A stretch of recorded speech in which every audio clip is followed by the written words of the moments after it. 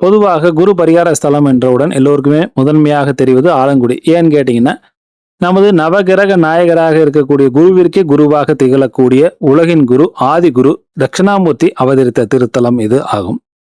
இங்கு வழிபாடு செய்வது சிறப்பு. அதே போலவே சப்தகுரு இருக்கக்கூடிய திருக்கோயில் ஒன்று உள்ளது. சப்தன்னா 7 குரு இருக்கக்கூடிய திருக்கோயில் ஒன்று தமிழ்நாட்டில் உள்ளது. திருமால், பிரம்மா, சிவன் ஆகிய மும்மூர்த்திகளும் தங்களது தேவியருடன் காட்சி தரக்கூடிய அபூர்வ திருத்தலம் திருச்சி உத்தமர் திருக்கோயில் ஆகும்.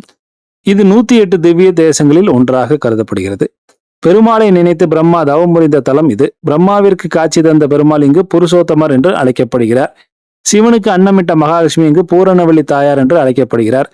இந்த பூரணவல்லி தாயாரை வழிபாடு செய்தால் வறுமை நீங்கும், என்றுமே சாப்பாட்டிற்கு பஞ்சம் வராது என்பது ஐதீகமாகும். அதனால சாப்பாட்டிற்கே சிரமப்படக்கூடியவர்கள் இந்த திருக்கோயிலை சென்று வழிபாடு செய்துவிட்டு வந்தால் நிச்சயமாக உணவிற்கு என்றைக்குமே பஞ்சம் வராது. மகாலட்சுமியின் அருள் நிச்சயமாக கிடைக்கும்.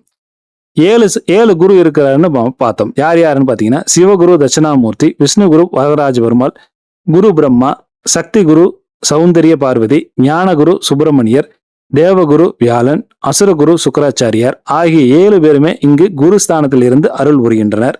எனவே இந்த திருத்தலத்திற்கு சப்த குருஸ்தலம் என்று அழைக்கப்படுகிறது. இவர்களை வழிபாடு செய்யும் பொழுது நமக்கு கல்வி, ஆரோக்கியம், தனவரவு, ஞானம், நீண்ட ஆயுள், வேலை அனைத்துமே கிடைக்கக்கூடிய பாக்கியம் நமக்கு கிடைக்கும். இந்த திருக்கோயில் திருச்சியிலிருந்து சேலம் போற ரூட்ல 5 கிலோமீட்டர் தூரத்தில் அமைந்துள்ளது.